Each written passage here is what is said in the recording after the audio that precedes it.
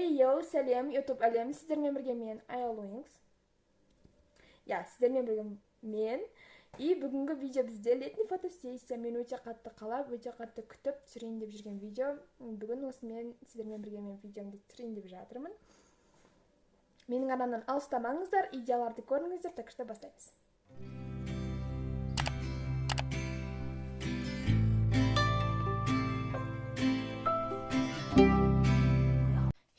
Қазір біз сіздермен бірге бірінші идеяны жүзеге асыратын боламыз. Ол летний пикник. Яғни пикник стилінде типа сондай фотоға түсеміз. Ол үшін мен ойлана келе не істеймін деп ойладым. Өте көп ойладым. И бананы в шоколаде жасағым келіп кетті. Осындай банандардан. Ладно, біреу жетеді бізге. Сосын мен оны банан и альпенгольд. Осындай доска. Осындай нож деп айтатқым. Осылармен қазір бананды кесіп, турап, шоколадтарды бөліп, солай жасайтын боламыз. Вот бізде банан. Мен өте қатты попробовать еткім келіп жүрген. Банан в шоколаде, мне кажется, өте күшті шығады. Сондықтан да солай. Вот это не надо.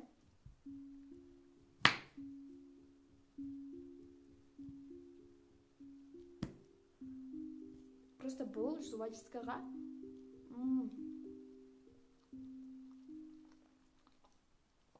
тұрмайды, бізде өте күшті. Сәл үлкенірек етіп кесіп шығамыз. Банан менің ең сүйікті фруктым. Так что мен бананды өте қатты обожаю. Все, бізде бананы дайын. И теперь мыналар үшін мусоркалар.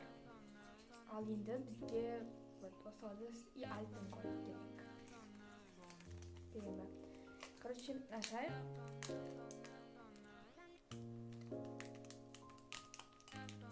Альпенгольд менің сүйікті шоколадтарымның бірі. Оны өте қатты ұнайды. Өте күшті шоколад. Негізі бананы в шоколадке альпенгольд қысқым қалай болады екен. Маған білмеймін, именно осы фундук түрі өте қатты ұнайды. Прям күшті. Так что енді бұлардың бәрін ертеміз. Все, енді бұны микроволновкаға ертеміз. И вот, вуаля, өте күшті альпенгольдтарымыз дайын. И бұларды зубочисткамен араластырып аламыз. Прям кайф. Еще орех.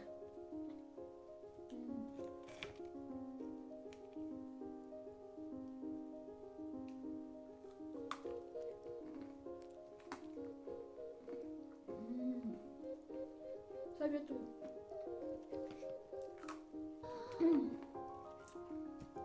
И вот менде қазір осындай зубочисткалар бар. Осыны бананға қандаймыз. Тұрмайды ғой еще. Енді бұны шоколадымызға батырамыз.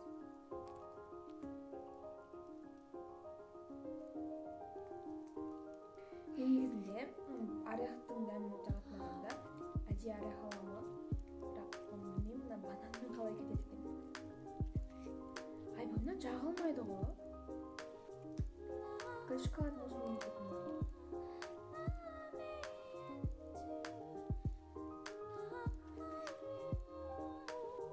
Все. Старно ужас болды ғой. Достармен мұнда бір дүние білдірдім. Короче, жаңа мен мұнда бананды салдым. И шоколадым қатып кетті да. Вообще ештеңе істей алмай қалды. То есть жағылмай қалды да үстіне. Просто осылай болып тұра берді. Потом мен бұны алып ойладым, что мына қарасаңыздар, не болып кеткенін. Ужас. Но кәдімгідей мен бұны ойладым, что екінші рет саламын.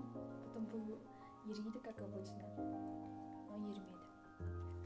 Бұл наоборот күйді ма, бір бәле болды, карамель болып кетті ма. Теперь что же мне делать? Енді мына банандар осылай саламыз, басқа амал жоқ.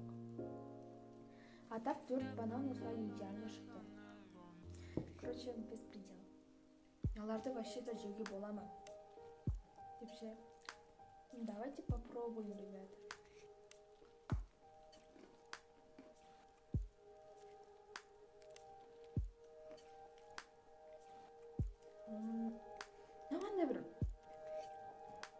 кететінінде бір карамельдер болады ғой. Тура сондай болып кеткен ғой. Жемеймін мен оны. Все. Короче, осындай. И вот, мында менде пикникке киетін заттар. Мен пикникке именно осы бабочканы тағамын обязательно. Потом мен либо осындай лавандовый цветтегі өте әдемі осы платьяны киемін. И сыртынан осы рубашкамды киемін. Осы рубашка негізі пикникке өте күшті келіп тұр негізінде. Сіздер білетін шығарсыздар, бұл рубашканы мен киген болатын. Вот, осындай. Либо осы топикпен, осы рубашка и осы топик. И потом осы бір юбкамен киемін. Бірақ негізі прям юбка киген деп тұрған жоқ. Еще мына юбканың белі маған өте үлкен, сондықтан осындай проблема. Но все равно осыны кетшаймын. И вуаля, ребята, мен все-таки осы платьяны кидім. Вот қараңыздар. Вот, и теперь мен сіздерге өзімнің мына образымды көрсетейін. И вот, как бы, мен все-таки осы платьяны кидім. Надеюсь, нормально. Кеттік. И вот, вуаля, мен уже шықтым. Қазір сіздермен бірге осында отыратын боламыз.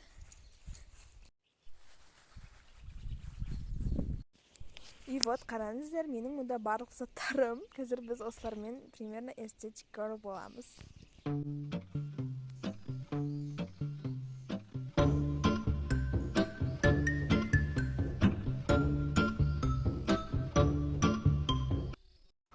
Вуаля, ребят, это очень приятно, это очень прикольно. Қазір біз осы жерде пикникке суретке түсетін боламыз.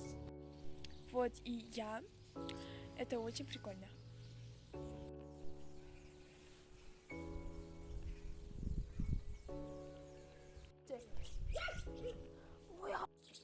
И вот, ребята, это бананы в шоколаде.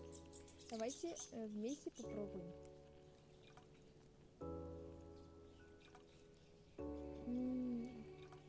Очень вкусно, советую вам.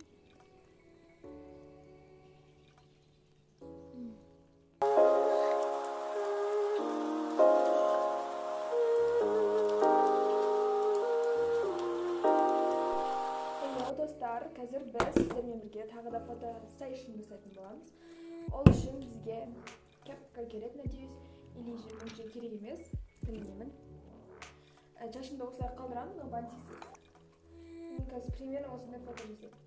Либо кепкасы жасаймын. Ну, попробуем, давайте. Типа осылай суретке түсеміз, осыны әрине неге кетеміз, и горело алып аламыз, конечно же, может быть, дерзко боламыз, конечно. И мой стиль как-то вот так. И аяғымда ключенцы, қарсы көресіздер.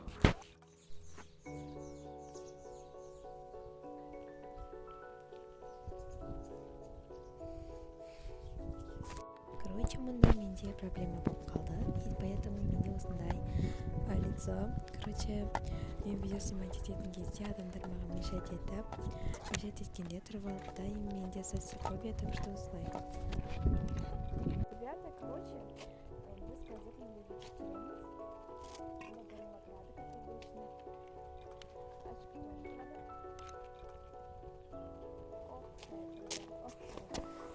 короче, вот осындай локациядан мен қазір түсірем. Именно осы фотоны қарап алыңыздар.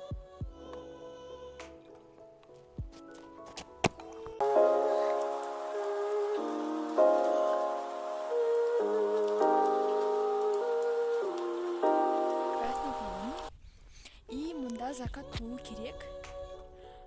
Кішкене есть, так что барамыз. Там уже на закат. Бізге тезірек бару керек. Там луна. И вот я.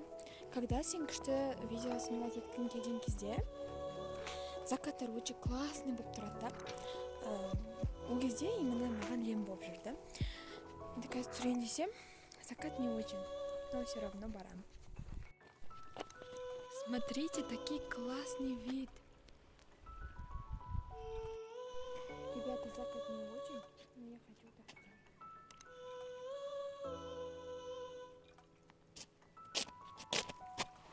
сделать. Ребята, посмотрите, закат уже кетватыр. Мен үлгерем бе, үлгермеймін бе, білмеймін. Барам ба, бармайым ба.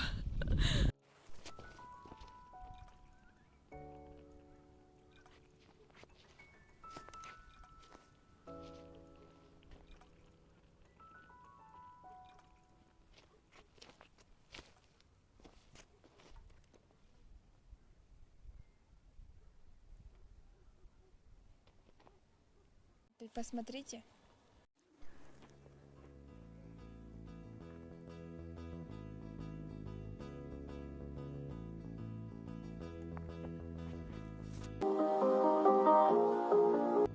Ребята, на самом деле фотосессия, уже разбуривает, я уже так сильно пипец устала.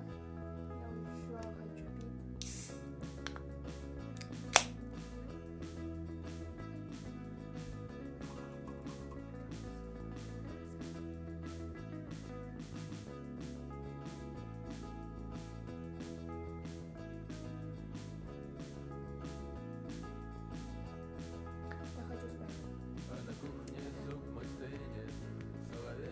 Посмотрите, это так классно. Личный вид.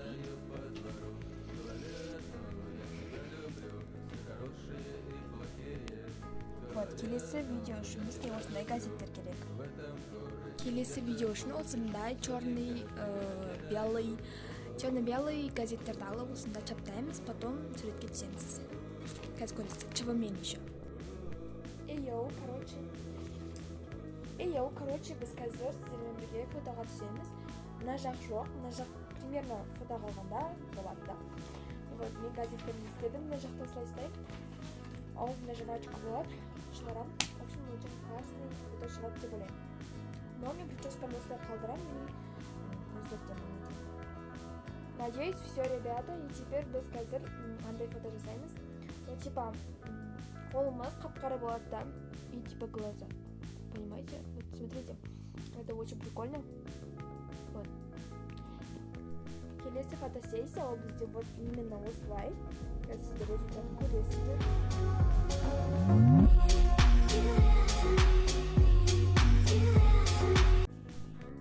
Вот следующий съемкаға осылай помадамен істейсіздер, потом суретке түсесіздер.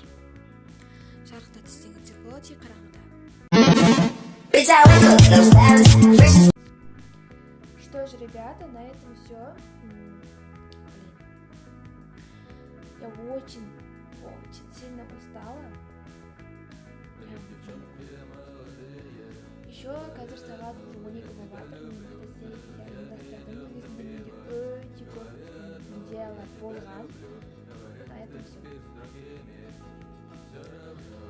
Видео на самом бағалап, маған лайк басып, аномат келіп, подписацияны басып, қойыңыздар, арнама қосылыңыздар, алдыда әлі көптеген видео шығарамын деп ойламын. Так что, келесі